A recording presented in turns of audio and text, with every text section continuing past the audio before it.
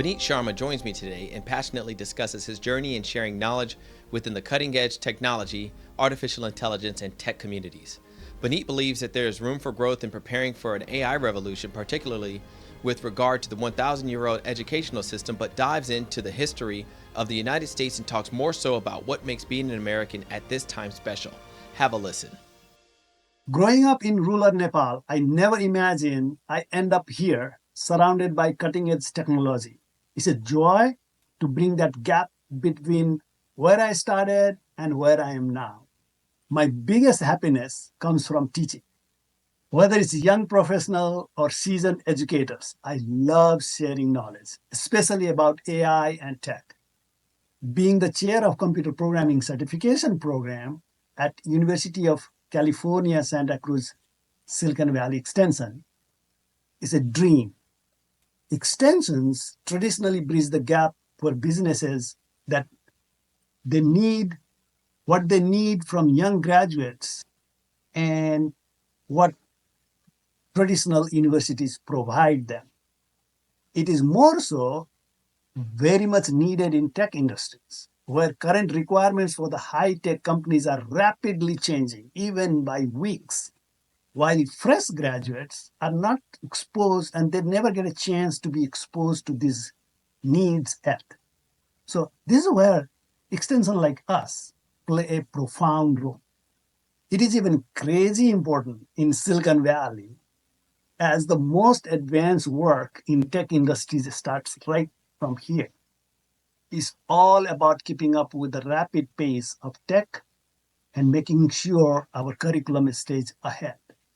So I've got to bring the top-notch engineers from Silicon Valley because they are the one who knows the technology. And then they come here in our campus to share their knowledge, what they are working in the afternoon, and come and explain to our students their real world experiences with our students and professionals alike. These professionals are either upskilling or reskilling for the new technology. It's incredibly fulfilling. I love this challenge.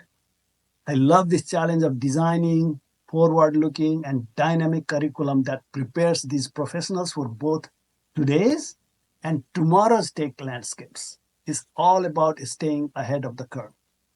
So, in conclusion, it's truly humbling to be in this era, especially in education, where AI's impact is still unfolding. We are asked with designing curriculum from K 12 to higher education, and that has to remain relevant in landscape where technology are emerging every few weeks. But guess what? That challenge, that unknown is part of what makes this work so exciting and fulfilling for me. Thank you very much. So, my question for you is the infrastructure of the educational system was set up hundreds of years ago in the United States, and I think that's been mimicked or piggybacked off of throughout the world. What you're talking about just now involves technology, innovation, and also sounds like what seems like a new way of learning with the extension. So I'm not sure if it would be like sounds like a hybrid of what we are used to traditionally.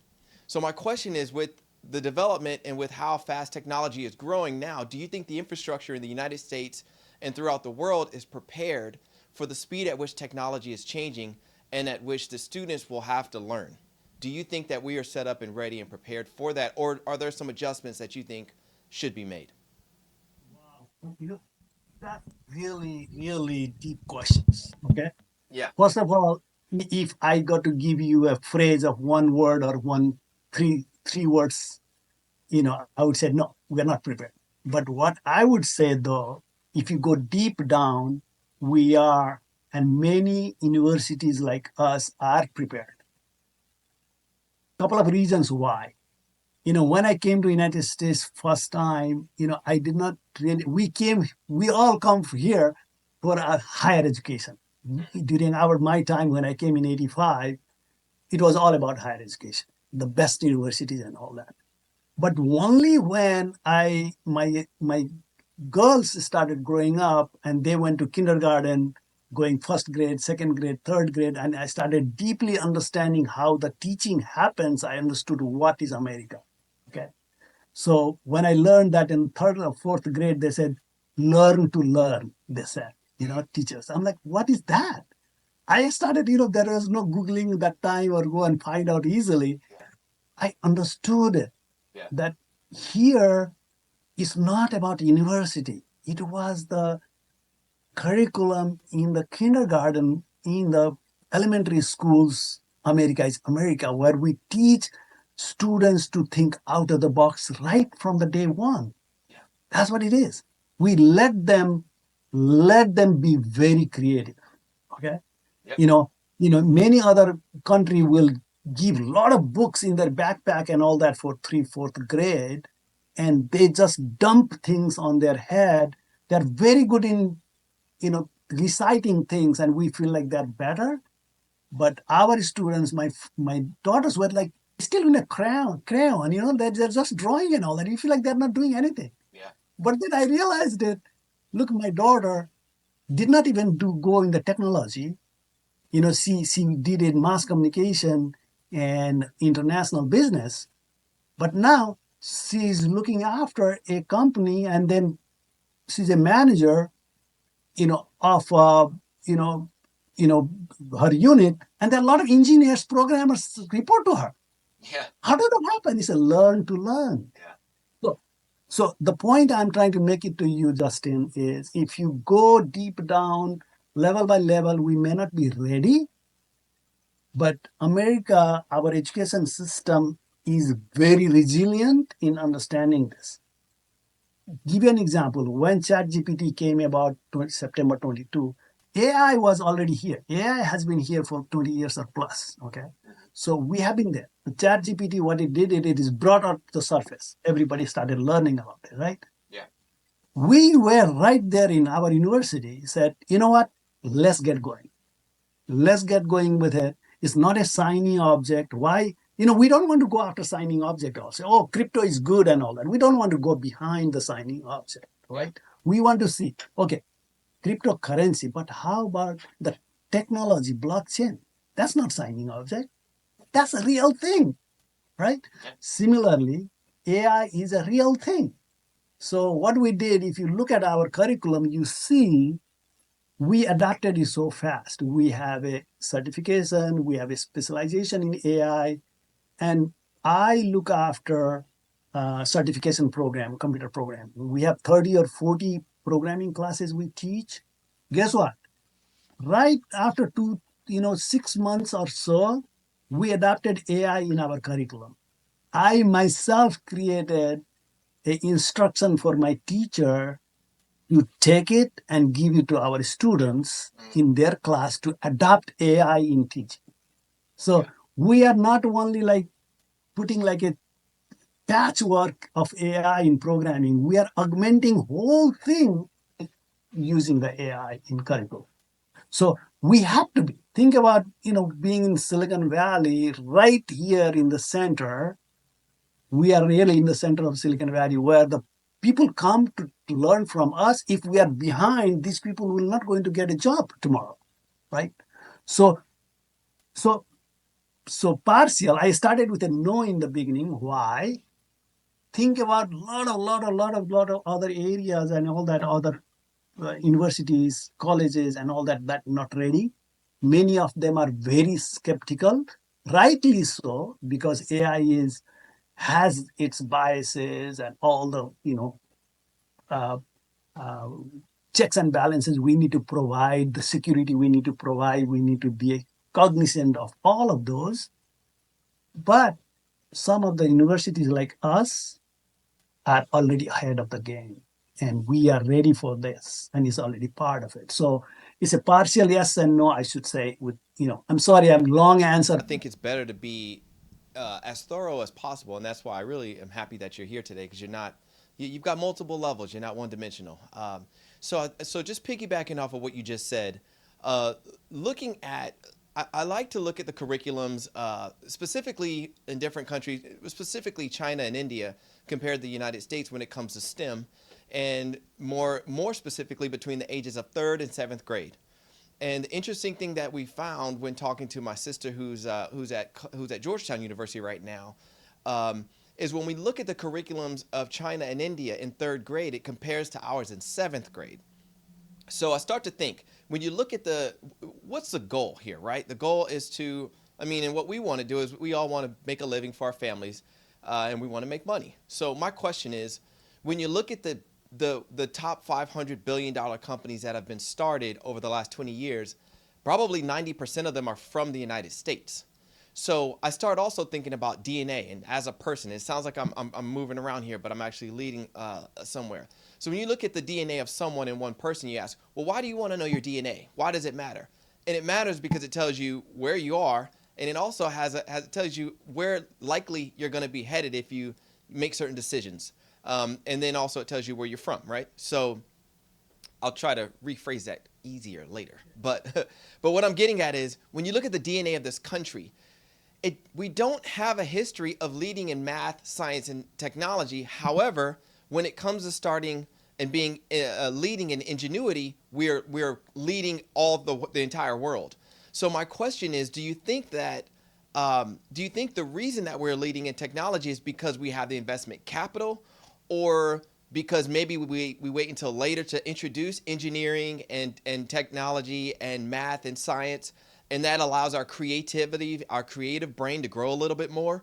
Or do you think that I guess my question is, do you think it's because of the capital that you have, like where you're sitting now in Silicon Valley, or do you think it's because we've allowed our children's more so creative mind to grow before we dump so much math and science on them? Or do you think it's something different from either one of those? I love your question. This is what makes me so happy, thinking of what you're thinking is what is in my mind all the time Oh, also. really? Yes, yes, all the time. And I always am asking myself to get the answer. What is right? What is right? Whenever, like, think about America's path has never been like this, right? We wobble, we double, we're down, we dust off, we run. Everybody's discard us, right? Saying, "Oh, America is down now. Is not going to get up," right? Heard that We before. say, "Oh, yeah, it was like a gold era. Okay, we are done with the gold era now. Gold rush. Now is like is a technology rush. It's an industrial revolution. It's an agriculture revolution. It's a biotech. We keep going. What is that? What is different? Everybody's saying our English and math is bad. What is that? But what happens? Okay, I don't know.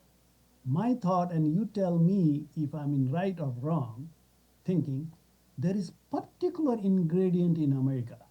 Okay, people start distilling everything. If you think where you go to America, you got to go to the 1600s, 1736, right?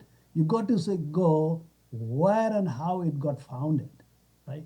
You have to go there. Many of them will say that, oh, is a university, is this, that, okay, but how did the university come from? Okay. Oh, it's a railway, we have infrastructure, we have what do you call it, energy, we have vast land. Well, how did that all happen, right? And then somebody will say very nicely, oh, our constitution is very good. Well, how does the constitution happen, right? So if you bring everything together, you go there, it's like a big bang theory for me to say the people who came in here that time, their thought process was to put, saying, okay, queen, you're done, king, you're done. Now we want to have our own, and this is how we go. We came with all these countries. We don't like what is there. We want to create our own. We created our own. We said we want to have our own constitution. We said what is wrong with other people and all that. We want to make the best constitution. And because we came from all over the world, we want to keep that open. We want to bring people from all over the world. So, so here is the comes, my thought process for everything, why it works here is we like, Justin, you are in East Coast, I'm in West Coast. You were doing something else, I'm doing something else, but we are together here. Why? We are diverse. We think different, but you see something potential in me, I see potential in you, and I see everywhere, right? We bring different thing in a place, then cooks up something good, Yeah. right? Now think, go back to other dynasty, other countries and all that. What happens is there is a homogeneous of people. Good point. They think alike, Good point. okay?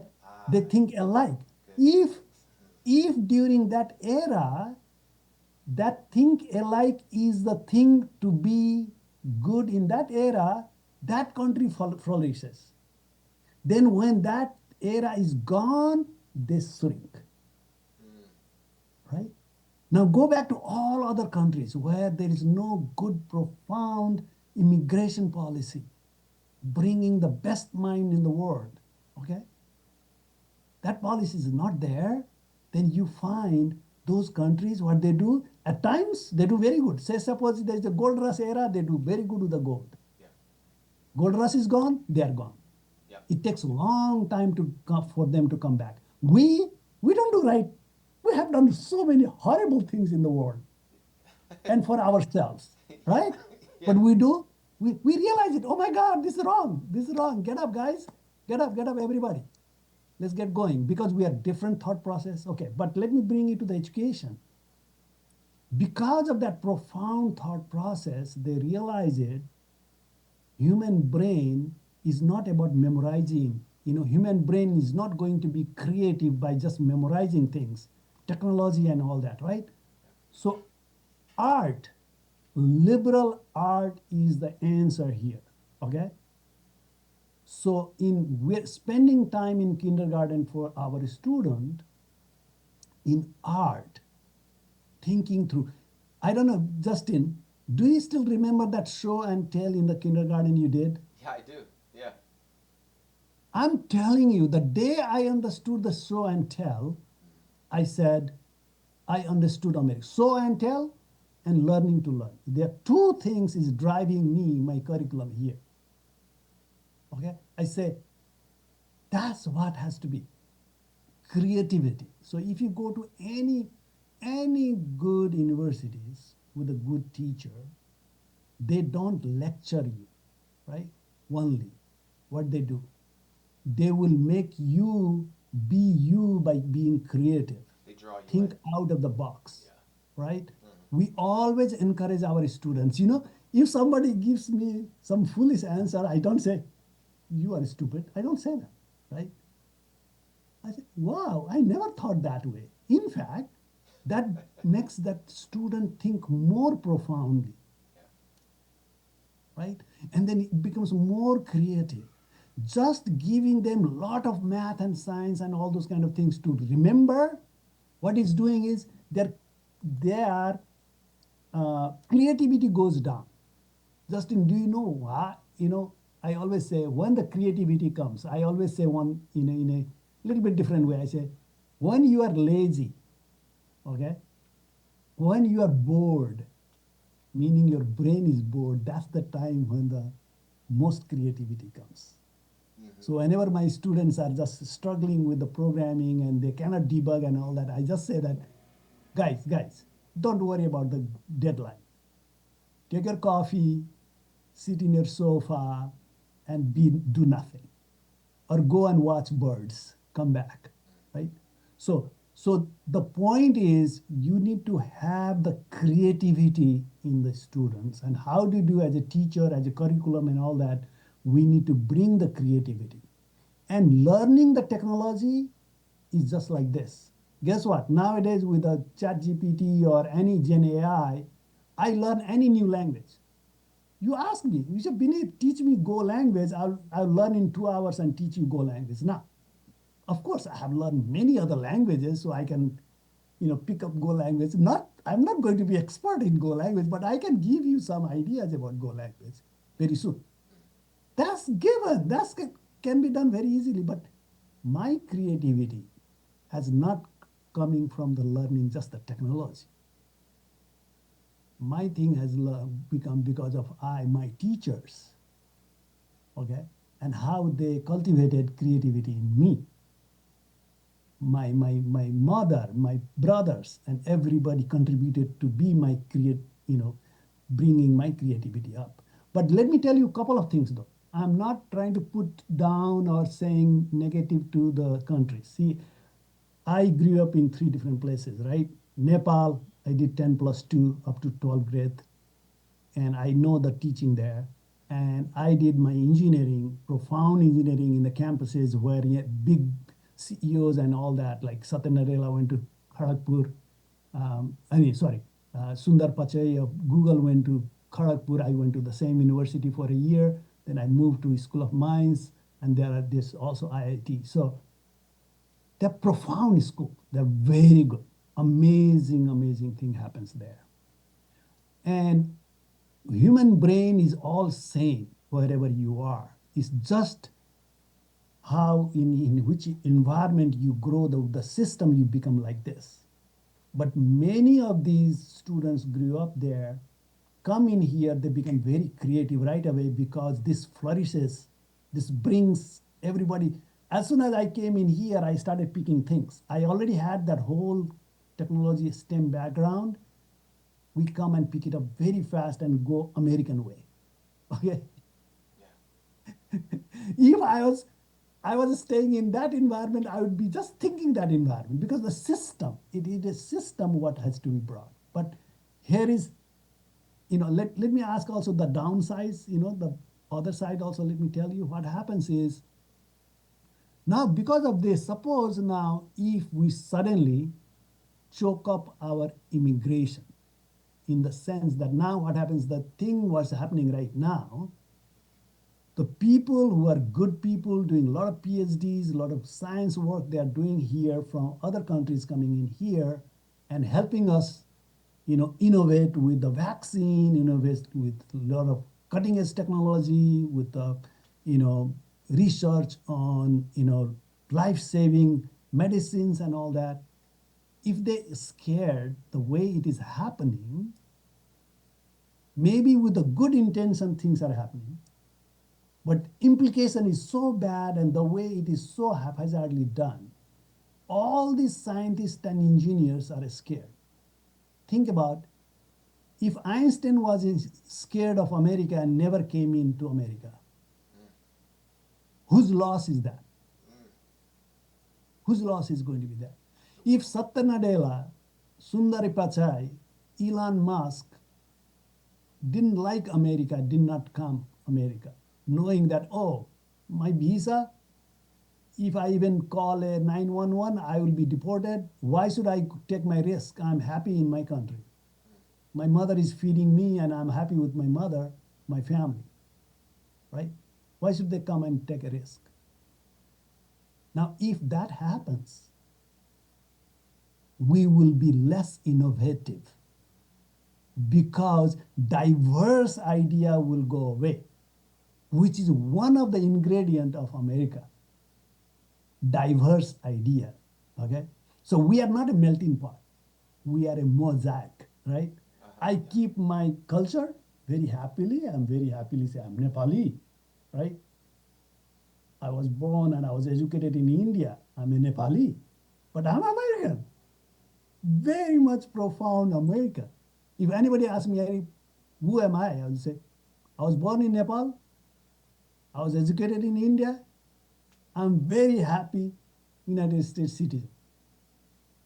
We feel proud of it, right? Yeah. Because this country likes and this country, cherish this kind of things, right? So far. Is it in the future? I would put a question mark and stop my rambling. We have 2 minutes left on the Zoom call before it hangs up. So let's do a quick summary. Let's summarize. And I think it's important sometimes. I was told at a bar one time by a guy, he said, hey, don't get caught up being the mouse that can move versus the elephant that can't, because the elephant will definitely step on you if they need to. And I was telling him about how, as a small contractor in the Pentagon, they could call me and I could do things today where the bigger guys couldn't do it. They needed 3 weeks, 4 weeks, 5 weeks to mobilize. They had to get everything in order. And it kind of sounds like our ingenuity has a lot to do with our mobility And because we don't have as much tradition, it's easier to allow people to think openly and to remove the pressure of being perfect, like you said with the programmers. I can give another example. My son, when he's shooting basketball, when I say, listen, stop thinking, just do whatever. It doesn't matter if you miss, just miss. As soon as I tell him to miss, he makes it. And I think when we allow ourselves from the teacher's perspective to remove the pressure and allow people to miss and allow people to make mistakes, that's when you really open up a door of creativity. And it's kind of like having writer's block. I guess when you don't, like you said, remove the deadline. When you don't have a deadline, you can just fly like a bird. You're just wide open. You just fly. So I think there's a lot to say about what you said, and I really do appreciate your input there. Did you want to close this out? We have 30 seconds. Sure, sure. Like what you said is so profound. What I tell my students is when they write the program, I said, your chat GPT helped code, which looks so professional, clean, is not interested in me. Your ugly looking code is more interesting for me because that's what will make you creative, Yeah. right? Because unless they do mistake, how do they learn new things? They have not even tried new things. Yes. So they need to try new things. If they try new things, there's a chance they'll fail.